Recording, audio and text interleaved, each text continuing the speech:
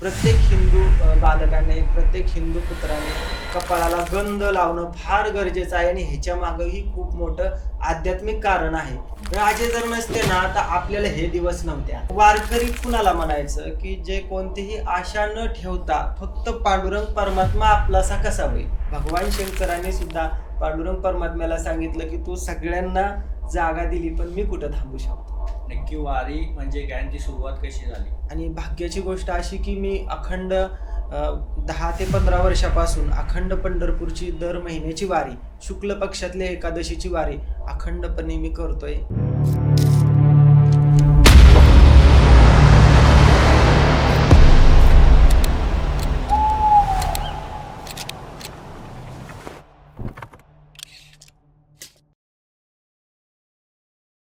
महायोगपीठे तटे भीमरथ्यां वरं पुंडरीकाय दादो मुनींद्रे समागत्य तिष्ठन्तमानन्दकन्दं परब्रह्मलिंगं भजे पांडुरंगम. आद्य शंकराचार्यांनी लिहिलेला हे स्तोत्र आणि हजारो वर्षापासून चालत आलेली आपली वारकरी संप्रदायाची परंपरा.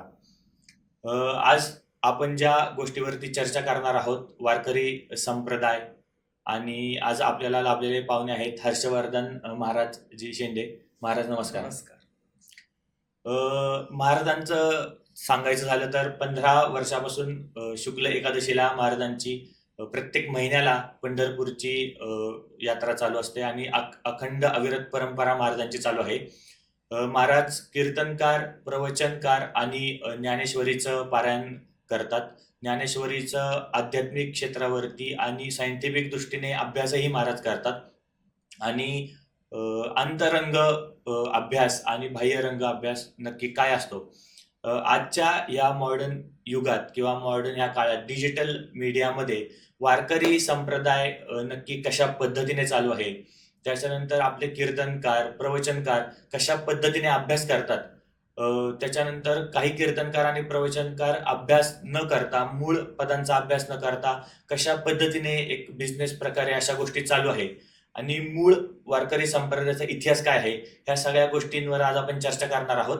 तर महाराज त्यांची थोडीशी ओळख आपल्याला करून देतील. महाराज नमस्कार. नमस्कार. आपली थोडीशी ओळख आपल्या प्रेक्षकांना करून द्या आणि त्याच्यानंतर आपण चर्चेला सुरुवात करूया. रामकृष्ण हरी. माझं नाव हरिभक्त पारायण हर्षवर्धन महाराज शेंडे आणि माझं गाव पंढरपूर भागातलंच आहे. आणि भाग्याची गोष्ट अशी की मी अखंड 10 ते 15 वर्षापासून अखंड पंढरपूरची दर महिन्याची वारी, शुक्ल पक्षातल्या एकादशीची वारी अखंडपणे मी करतोय. आणि त्याचप्रमाणे कीर्तनाचाही मला खूप वेळा कीर्तन सेवेचाही योग आलेला आहे. तसंच मी प्रवचनही करतो आणि सत्संगही करत असतो. आणि ज्ञानेश्वरीवरती माझा अभ्यास झालेला पण आहे आणि आता खूप मोठ्या प्रमाणावर चालू आहे. विज्ञान आणि आत्ताचा जो परमार्थ आणि अंतरंगाचा परमार्थ आणि बाह्यरंगाचा परमार्थ ह्याच्यावरती मी आज मला यांनी बोलण्यासाठी आमंत्रण केलं, त्याबद्दल मी त्यांचा खूप ऋणी आहे आणि त्यासाठी पुन्हा एकदा रामकृष्ण हरी. महाराज आपण चर्चेला सुरुवात करूयात आपल्या. पहिल्यांदा मला हा प्रश्न तुम्हाला विचारायचा आहे की आपलं जे वारकरी संप्रदाय आहे तर ह्याची नक्की सुरुवात कुठून झाली, तर ह्याची एक थोडीशी माहिती तुम्ही सविस्तर आपल्या लोकांना आणि आम्हाला पण द्या. तसं पाहायचं झालं तर हा संप्रदाय हा अनादी संप्रदाय आहे. जेव्हा नव्हते चराचर तेव्हा होते पंढरपूर आणि अनादी कालापासून चालत आलेली ही परंपरा असतानाही याचं मोठं स्वरूप जे आहे ते माऊलींच्या कृपेने झालं, संतांच्या कृपेने. तसं पाहायचं झालं तर संत कृपा झाली, इमारत फळाली आणि ज्ञानदेवे रचिला पाया, उभारिले देवालया. नामातयाचा किंकरतेने केला हा पुरुषार्थ, तुका झालाशे कळस भजन करा सावकाश. अशा पद्धतीने या संत मंडळींच्या योगदानाने हा संप्रदाय मोठा झाला. तुकाराम महाराज पण एका ठिकाणी असं सांगतात की हरिभजन हे ढवळिले जग, चुकविला लाग कळी काळाचा. संसाराच्या नावे घालून या शून्य, वाढता हा पुण्य धर्म केला. अशा पद्धतीने संतांनी प्रपंच करत असताना त्यांचा आपल्याला ते स्वतःही प्रपंचातून परमार्थ कसा करावा आणि आपल्यालाही त्यांनी प्रपंच करत असताना परमार्थ कशा पद्धतीने केला हे संतांनी आपल्याला सांगितलं आणि त्या पद्धतीनेच त्यांनीही आपल्याकडून करून घेतला आणि त्या पद्धतीने आपण आजपर्यंत वाटचाल करत आहे. जसं माऊलींचे जे वडील होते विठ्ठलपंत, त्यांची वारीची परंपरा असायची आणि माऊलींना गुरुपरंपरेतून अनुग्रह होताच आणि त्याच्यातून माऊलींना संतांची कृपा झाली, निवृत्तीनाथांची कृपा झाली आणि त्यातून मग माऊलींच्या संकल्पनेतून हा संप्रदाय मोठा झाला. आणि माऊलींनी जसं मी माऊलींच्या अभंगाप्रमाणे तुम्हाला जे बोललो की संत कृपा झाली आणि इमारत फळाली, संतांची कृपा झाली म्हणून हे भागवत धर्माचा प्रसार, वारकरी संप्रदायाचा प्रसार होत गेला. बरोबर. आता तुम्ही बोलता म्हणला की वारी, नक्की वारी म्हणजे ज्ञानची सुरुवात कशी झाली? वारी जर पाहायची झाली तर खरं तर वारी जी आहे ती अनादी परंपरा, म्हणजे कसं की तशी पहिली जर वारी पाहायचं झालं तर भगवान शंकराने केलेली आहे पहिली वारी. आणि त्याची खून पण आहे. तसं पाहायचं झालं तर काय झालं की जेव्हा ज्या वेळेस भगवान श्रीकृष्णाचं कार्य कंप्लीट झाल्यानंतर ते प्रापंचिक जीवन जगत असताना तेव्हा त्यांच्या रुक्मिणी मातेंचा आणि त्यांचा काय घरगुती ह्याच्यातून वादातून रुक्मिणी माता रुसून आले. दिंडीर वनामध्ये रुक्मिणी माता रुसून आल्यानंतर त्यांच्या शोधार्थ पंढरीश पांडुरंग परमात्मा निघाले आणि तेही दिंडीर वनात पोचत असतानाच त्यांना त्या ठिकाणी भक्त पुंडलिकाची भेट झाली. आणि भक्त पुंडलिकाची भेट पाहून, भक्त पुंडलिकाची सेवा पाहून, आई वडिलांची सेवा पाहून पांडुरंग परमात्मा एवढा प्रसन्न झाला आणि त्यांनी, आता मी पूर्ण वेळाभावी डिटेल्स काय सांगू शकत नाही पण थोडक्यात कथा सांगण्याचा मी प्रयत्न करतो. तर तेव्हा असं झालं की पांडुरंग परमात्मा भक्त पुंडलिकाला म्हणाले की बाबा मी तुला काय देऊ, कारण तुझी सेवा जी आहे ती सेवा, आई वडिलांची सेवा बघून मी प्रसन्न झालेलो आहे, तू काही वर माग. तर भक्त पुंडलिक म्हणाले की आई वडिलांच्या सेवेपेक्षा मला दुसरं कोणतंच दान नको आणि मला आई वडिलांची सेवा म्हणजेच मला सर्वस्व मिळालेलं आहे, तरीही तू मागू शकतो. तुला जरी मागायचं नसेल तरी पण तू इतरांसाठी म्हणलं तरी तू मागू शकतो. मग तेव्हा पांडुरंग परमात्म्याने केलेली विनंती ऐकून स्वतः भक्त पुंडलिकाने अशी एक वीट उचलली आणि वीट अशी भिरकवून पाठीमागं टाकली आणि त्या विटेवरती तटस्थ उभा राहायला पांडुरंग परमात्म्याला सांगितलं. आणि दुसरी एक मागणी अशी मागितली की इथून पुढं जे जे भक्त तुमच्या दर्शनाला येतील त्या जड जीवांचा, पापी लोकांचा, दीन लोकांचा उद्धार होईल. आणि असं सांगितल्यानंतर मग ते पांडुरंग परमात्मा भक्ताच्या आग्रहास्तव आणि भक्तांची एक आपणच भक्ताला मागणी मागायला सांगितली आणि त्यांनी केलेल्या मागणीसाठी त्याची पूर्तता व्हावी म्हणून आज 28 युग झालं तो पांडुरंग परमात्मा विठेवरती उभा आहे. युगे 28 विठेवरी उभा, वामांगी रखमाई दिसे दिव्य शोभा. पुंडलिकाच्या भेटी परब्रह्म आलेगा, चरणी वाहे भीमा उद्धरी जगा. वा. अशा पद्धतीने हा पंढरीचा महिमा खूप अलौकिक आहे. मग जेव्हा पांडुरंग परमात्मा विठेवरती कमरेवरती हात ठेवून जेव्हा उभं राहिले आणि मग याची चर्चा पूर्ण त्रैलोक्यात सुरू झाली आणि मग देवलोकामध्ये ही चर्चा सुरू झाली आणि मग ही बातमी अशीच भगवान शंकरांना समजली आणि मग भगवान शंकरांना ही इच्छा झाली पांडुरंग परमात्म्याकडे जाण्याची.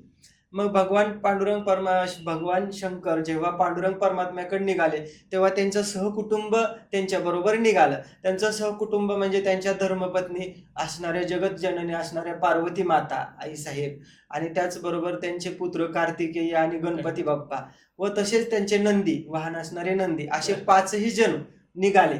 आणि मग ते चालत चालत वारी करतच ते डायरेक्ट पंढरपूरच्या जवळ आल्यानंतर पश्चिम दिशेला पंढरपूरच्या पाठीमागच्या विठ्ठल मंदिराच्या पाठीमागच्या बाजूला काही अंतरावर पद्मावतीचं जे मंदिर आहे ना तिथं पार्वती माता थांबल्या. मग तिथं पद्मावतीचं मंदिर तयार झालं. तिथून पुढे चंद्रभागेमध्ये आल्यानंतर चंद्रभागेमध्ये आल्यानंतर असं झालं की तिथं घाटावरती गेल्यानंतर मारुतीच्या समोर आल्यानंतर नंदी महाराज कंटाळले आणि ते तिथं थांबले. म्हणून आता आपण प्रत्येक ठिकाणी बघतो भगवान शंकराच्या पिंडी समोर म्हणजे शिवलिंगाच्या समोर बाहेरच्या बाजूला नंदी असतात, पण पंढरपूरमध्ये असं आहे की मारुतीच्या समोर नंदी आहे, कारण तिथं विसाव्यासाठी नंदी थांबले आणि मग नंदींचं तिथं मंदिरच तयार झालं. तिथून पुढे चंद्रभागेतून वरती निघत असताना कार्तिकेय स्वामी तिथं थांबले, त्यांचंही तिथं मंदिर झालं. तिथून आतमध्ये महाद्वारातून आत गेल्यानंतर गणपती बाप्पा उभं राहिले, मग त्यांचंही तिथं मंदिर तयार झालं. आणि मग भगवान शंकर आत विठ्ठलापाशी गेले आणि विठ्ठलापाशी गेल्यानंतर तिथला जो आनंदाचा प्रसंग एवढा की अवघ्याचे त्रैलोक्य आनंदाचे आता, अशा पद्धतीचा प्रसंग. अवघाची संसार सुखाचा करीन, आनंदे भरीन तिन्ही लोके, अशा पद्धतीने जगाचे मालक दोन एका ठिकाणी आले. महाविष्णूचे अवतार असणारे सखा माझा पांडुरंग. पांडुरंग असणारे तेही आनंदी झाले आणि भगवान शंकरही आनंद झाले. असा अभंगही खूप ठिकाणी येऊन गेले की हरिहरा नाही भेद नका करू खेद, अशा पद्धतीचा हरीचा आणि हराचा भेद करू नका. मग हरी आणि हर त्या ठिकाणी एक झाले आणि आनंदच आनंद झाला. आणि मग जेव्हा शंकर भगवान आपल्याला भेटायला आलेत, हा प्रसंग पाहून भगवान शंकरांनी सुद्धा पांडुरंग परमात्म्याला सांगितलं की तू सगळ्यांना जागा दिली, पण मी कुठं थांबू शकतो, मला पण जागा पाहिजे. मग आनंदाच्या भरात एवढा आनंद झाला विठ्ठल पांडुरंग परमात्म्यांना, एवढा आनंद झाला की त्यांनी चक्क भगवान शंकरांना डोक्यावरच घेऊन नाचू लागले. आणि म्हणून आजही त्यांच्या मुकुटावरती शिवलिंग आहे. बरोबर. मग ती म्हणजे खरं मग ती पहिली वारी तिथूनच सुरू झाली. अशी मग देव लोकांची वारी चालू असायची. आजही पंढरपूरचा महिमा असा आहे की दररोज काकडी आरत्याला तिथं 33 कोटी देव येतात. सगळे हिंदू धर्मामध्ये असणारे सगळे देव तिथं येतात.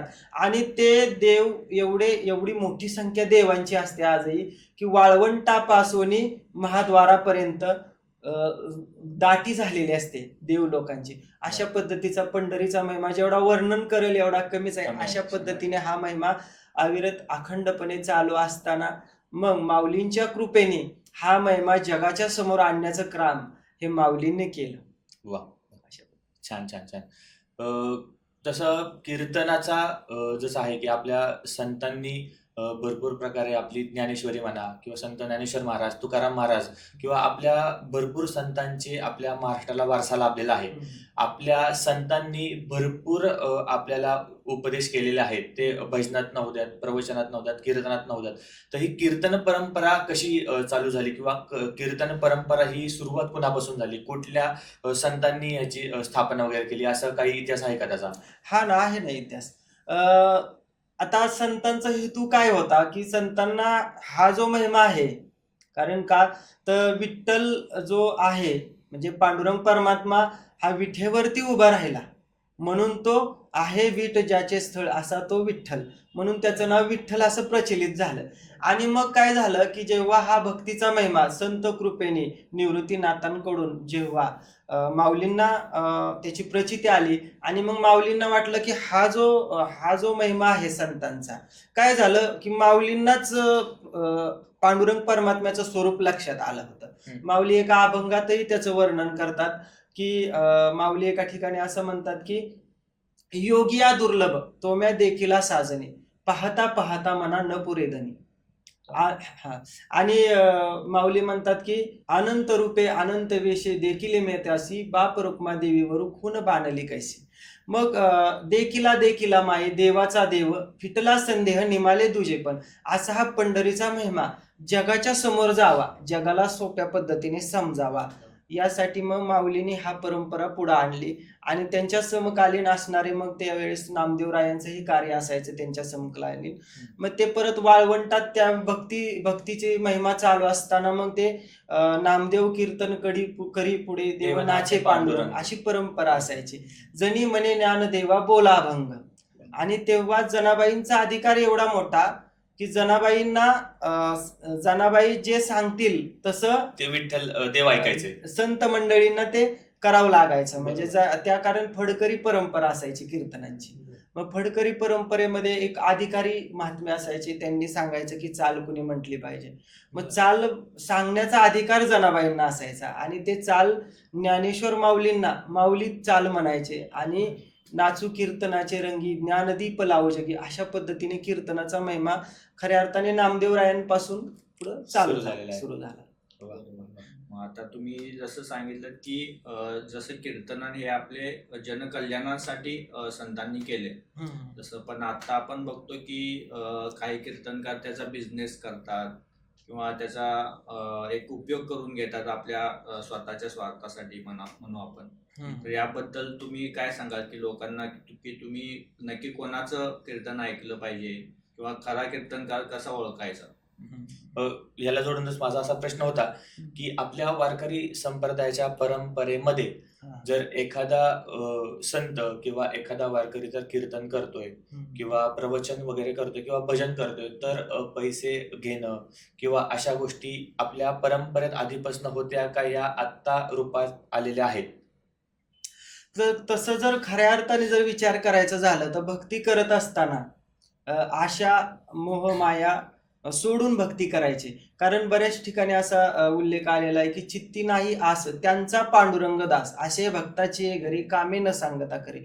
तो पांडुरंग परमात्मा त्या भक्ताची, त्या हरिभक्ताची तो कामे करत असतो. त्याच्या निर्वाणी गोविंद असे मागे पुढे काहीच साकडे पडू नये दे. तो पांडुरंग परमात्मा ज्या भक्ताच्या मनामध्ये कोणती आसक्ती नाही त्या भक्ताच्या मागे पुढे उभा राहे सांभाळिता आली आघात निवाराय, तो त्यांचे आघात स्वतःवर घेतो. म्हणजे वारकरी कुणाला म्हणायचं की जे कोणतीही आशा न ठेवता फक्त पांडुरंग परमात्मा आपलासा कसा होईल अशी भूमिका ठेवून वारकरी कार्य करत असतो. आणि ते वारकरी कार्य करत असताना जसं की नवविधा भक्तीप्रमाणे त्याच्यामध्ये 2 नंबरला असणारी कीर्तन भक्ती पण आहे. आणि कीर्तन भक्ती जेव्हा वारकरी करत असतात, कीर्तनाचं कार्य करत असतात, त्यामध्ये आता जसं तुम्ही म्हणला की पैशाचा व्यवहार आलेला आहे थोडक्यात त्याच्यामध्ये. बरोबर. तर तसं जर पाहायचं झालं तर एक प्रश्न असाही होऊ शकतो की जर तुम्हाला पांडुरंग परमात्मा जर प्राप्त झाला तर तुम्हाला तुका म्हणे हरी काही उरुनी देऊरी, आणि हरी आला होता मग कैसी भय चिंता. जर पांडुरंग परमात्मा जर आपला झाला तर आपल्याला दुसऱ्या कोणत्या गोष्टीची गरज आहे का? आणि ज्याचा पांडुरंग परमात्मा झाला त्याच्या एवढं श्रीमंत कोण असू शकतं का? मग त्यांनी पैशाची अपेक्षा ठेवलीच नाही पाहिजे खऱ्या अर्थाने. आणि तसं पाहायला गेलं तर असंही चालू शकतं की जेव्हा काही ठिकाणी असं असतं की महात्मे खूप विद्वान असतात, परंपरागत असतात, फडकरी असतात, त्यांची गुरु परंपरा असतात, असे खूप मोठे महात्मे असतात आणि शिष्यही त्यांचे हजारोंच्या लाखोंच्या संख्येने असतात. त्यांच्याकडून खूप मोठं कार्य घडलेलं असतं. मग असे महात्मे जेव्हा आपल्या कार्य सप्ताहामध्ये कीर्तनाला आपण त्यांना आमंत्रित करत असतो, मग अशा महात्म्यांना आपण दान म्हणून देत असतो.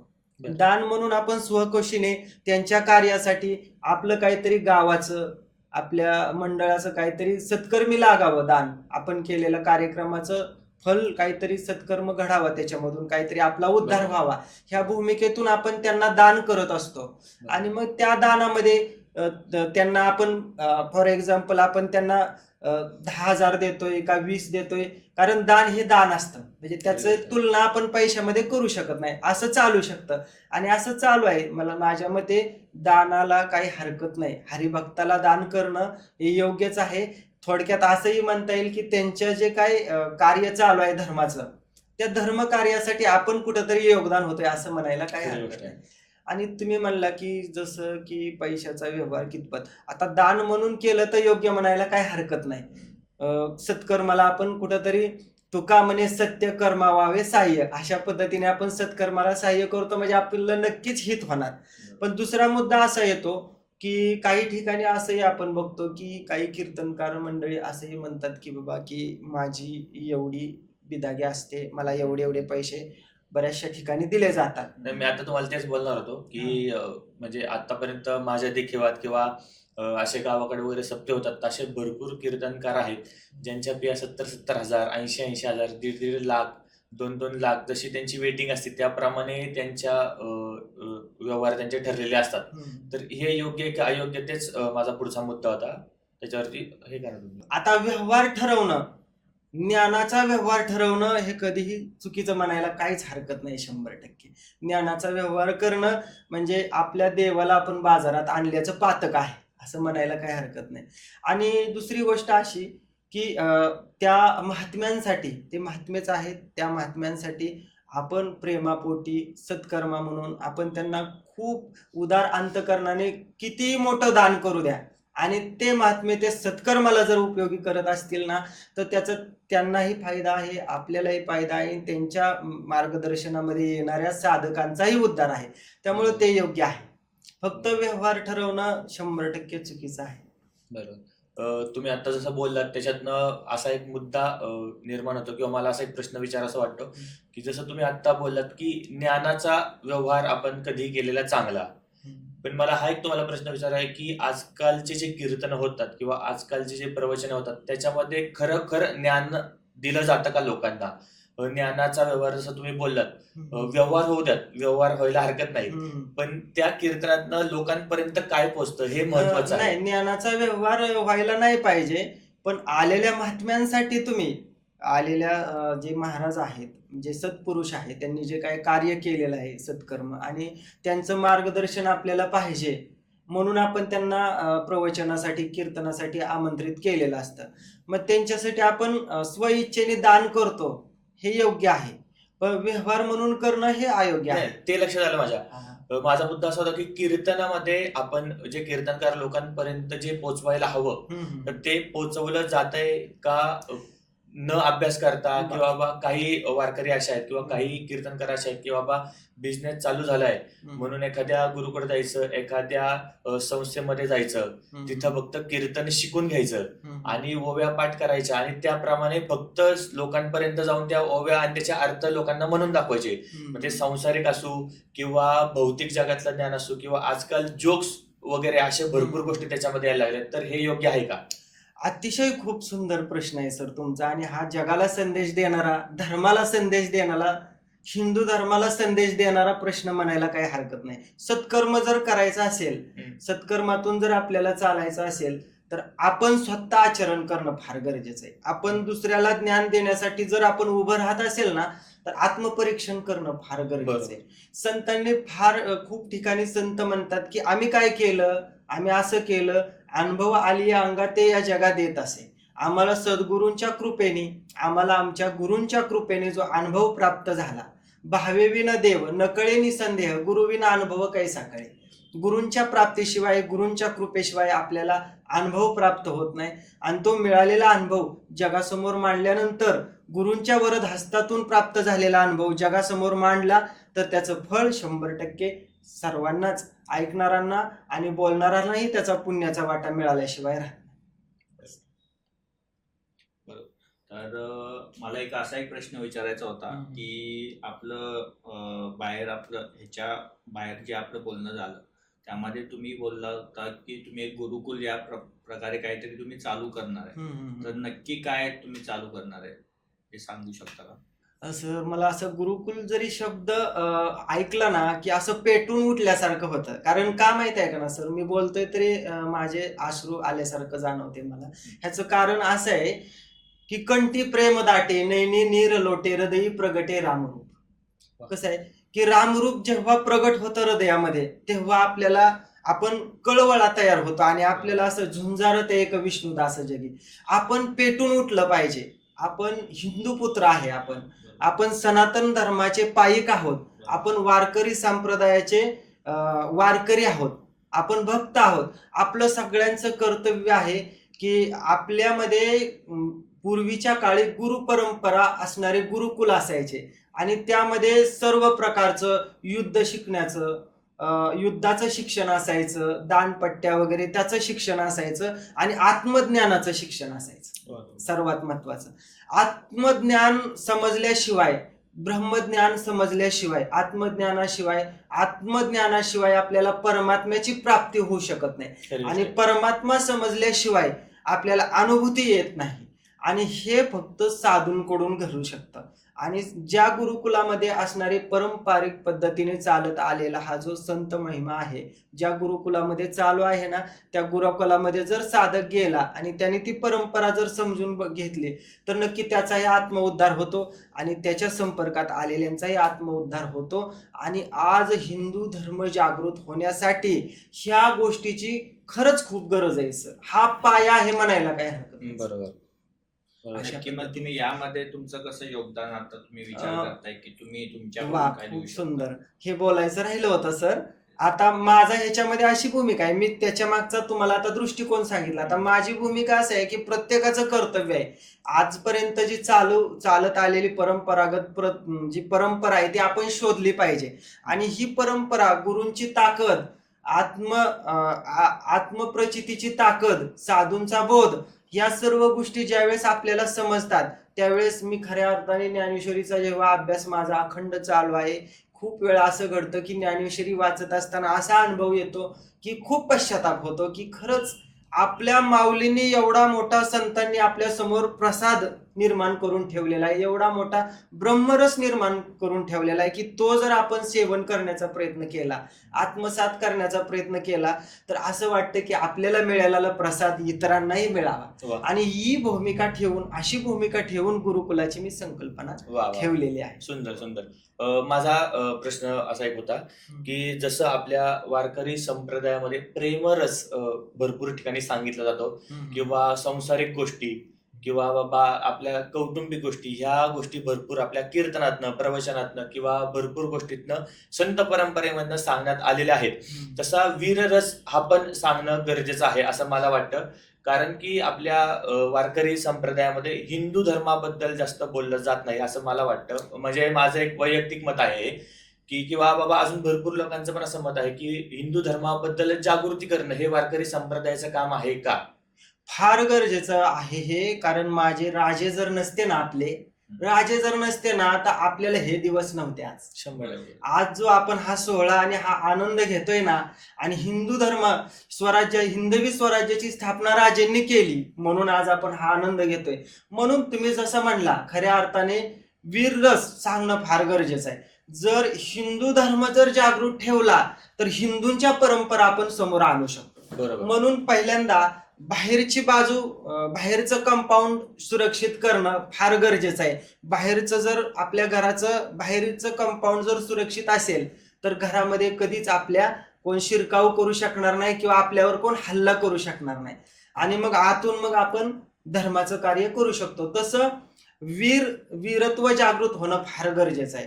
पहिल्या नंबरला वीरत्व जागृत झालं पाहिजे आणि मग नंतर आपण भक्ती करू शकतो. अन्यथा आपल्या भक्तीला खऱ्या अर्थाने काही अर्थ नाही असं म्हणायला सुद्धा काही हरकत नाही. कारण राजे जर नसते ना, कोणाचे अभंग गायले असते बरोबर. आणि कोणतं ब्रह्मज्ञान आपल्याला मिळालं असतं. लक्षात घेण्यासारखी गोष्ट खरी गोष्ट आहे. हे हिंदूंच्या प्रत्येक हिंदूंनी ही गोष्ट लक्षात घेतली पाहिजे आणि हिंदूंनी जागा झालं पाहिजे.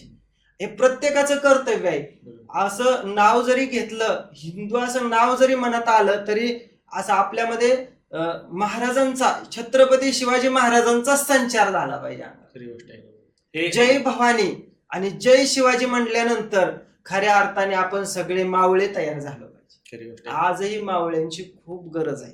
बरोबर. आणि मला वाटतं की वारकरी संप्रदायामध्ये हिंदूंचा किंवा हिंदू जागरणाचा अभ्यास कमी प्रमाणात आहे, तर तिथं वाढला पाहिजे का? वारकरी लोकांनी हिंदू संप्रदायाचा प्रसार केला पाहिजे का? तो कशा पद्धतीने केला पाहिजे बाबा? की बाबा जसं की आपण जे शास्त्र दुसऱ्या जर तुम्ही धर्मात पाहिलं तर तिथे कसं प्रत्येक गोष्ट सांगितली जाते, प्रत्येक गोष्टी लहानपणापासून सांगितल्या जातात किंवा शिकवल्या जातात. तसं माझ्या मते हिंदू हा जो विषय आहे किंवा आपल्या हिंदूंनी जागृत कशा पद्धतीने झालं पाहिजे, आपल्या वारकरी संप्रदायामध्ये ह्याचा प्रसार जास्त प्रमाणात झाला पाहिजे. मला वाटतं वारकरी संप्रदाय हा खूप मोठ्या प्रमाणात आहे आणि जोपर्यंत आपले वारकरी ही गोष्ट लोकांपर्यंत नेत नाही तोपर्यंत आपला हिंदू जागृत होऊ शकत नाही. आणि ह्याचा फायदाही असा होईल, हिंदू जागृत जर झाला तर वारकरी संप्रदायही खूप मोठा होणार आहे. वारकरी संप्रदायालाही आताही खूप व्यापक स्वरूप आहे आणि आणखीन खूप मोठं व्यापक स्वरूप आल्याशिवाय राहणार नाही. तुम्ही जसं म्हणला की जसं की इतर धर्मामध्ये जसं काळजीपूर्वक त्यांचा नित्य नियम चालतो, तसं हिंदू धर्मामध्ये याची कमतरता खूप जाणवते. हे एक दुःखाची आणि खेदाची गोष्ट मानायला काही हरकत नाही. कारण खूप ठिकाणी संतांनी याचं वर्णन केलेलं आहे. तुळशी माळ गळा, गोपी चंदन टिळा, हृदयी कळवळा वैष्णवांचा. ही स्थिती साधकाची तयार झाली पाहिजे. साधक म्हणजेच वारकरी, पण वारकरी होण्याच्या आधी तो भक्त साधक झाला पाहिजे. साधक झाल्यानंतर तो सिद्ध अवस्थेला जात असतो. सिद्ध अवस्थेला जाण्याचा त्याचा प्रवास चालू होत असतो आणि मग नंतर तो कार्य करण्यास पात्र होतो. तोपर्यंत साधक दशेत राहणं कधीही योग्य. आता जसं तुम्ही मगाशी म्हणून गेला की ह्या पद्धतीने नित्यनेम ठेवणं फार गरजेचं आहे. प्रत्येक हिंदू बालकाने, प्रत्येक हिंदू पुत्राने कपाळाला गंध लावणं फार गरजेचं आहे आणि ह्याच्या मागंही खूप मोठं आध्यात्मिक कारण आहे. जसं आपल्या शरीरामध्ये मूळ 2 प्रकाराचं शरीर आहे आपलं, सूक्ष्म देह आणि स्थूल देह. आणि स्थूल देह जे आहे ते पंचतत्वाचा आहे, हाडामासाचा आहे, आणि सूक्ष्म देह आहे हा पंचप्राणांचा आहे. त्याच्यामध्ये सप्तचक्र असतात आणि त्याच्यातला राजा चक्र म्हणजे आज्ञाचक्र. जेव्हा आपण इथं गंध लावतो ना त्यावेळेस आपलं आज्ञाचक्र थर्ड आहे, आपलं जागृत होण्याचा प्रयत्न असतो आणि मग तिथून सगळे चक्र मेंटेन होत असतात आणि आपल्यामध्ये एनर्जी जागृत होत असते. म्हणून हिंदूंचं जे मेन जे शक्तिस्थान आहे ना, शक्ती जागृत होण्याचं केंद्र जर असेल तर कपाळाला गंध असणं फार गरजेचं आहे. आणि तिथून जेव्हा कपाळाला गंध येईल ना तिथून पुढं लोकांना हिंदूबद्दल प्रेम यायला सुरुवात होईल. तिथून मग पोशाखाचा विषय येतो, तिथून मग नित्यनेमाचा विषय येतो, असे टप्प्याटप्प्याने. आणि ह्याच्यात जसं जसं साधक उतरतो ना तसं त्याच्यामध्ये आत्मचैतन्य आणि वीरत्व जागृत आल्याशिवाय राहतच नाही आणि येतच. आणि त्याच्या पाठीशी पांडुरंग परमात्मा आणि जगदंबा खंबीरपणे मागे उभा राहतीच. बरोबर. आता तुम्ही जसं गंधाचं महत्व सांगितलं तर जे वारकरी असतात ते एक माळ पण धारण करतात. नक्की त्याचं पण काय महत्व आहे ते पण सांगू शकता का? माळ हा खूप अनादी कालाची परंपरा आहे. माळ ही सात्विकतेचं लक्षण आहे. माळ म्हणजे तुळशी माळ आहे. तुळशी माळ हे आता त्याच्यामध्ये आपण पूर्ण डिटेलमध्ये हिस्ट्रीमध्ये गेलं तर फार वेळ जाईल. पण असंही सांगेन मी की तुळशीतला खूप अनन्यसाधारण वैष्णवामध्ये खूप मोठं महत्व आहे. तुळशीची माळ जेव्हा गळ्यामध्ये असते तेव्हा त्या साधकामध्ये एक बंधन तयार होतं आणि त्या बंधनामध्ये तो राहतो आणि मग त्याच्यामध्ये त्याचं रूपांतर जे रज आणि तम गुण आहेत ते कमी होत असतात आणि सात्विकता जागृत होत असते. हे तुळशीच्या माळाची ताकद आहे. आणि जेव्हा तुळशीची माळ आपण धारण करत असतो तेव्हा आपल्या अंतरीची माळ जागृत व्हायला सुरुवात होते. अंतरीच्याही माळाबद्दल खूप काही माऊलीने वर्णन केलेलं आहे. ज्ञानदेव मौन जपमाळ अंतरी धरोनी श्रीहरी जपे सदा.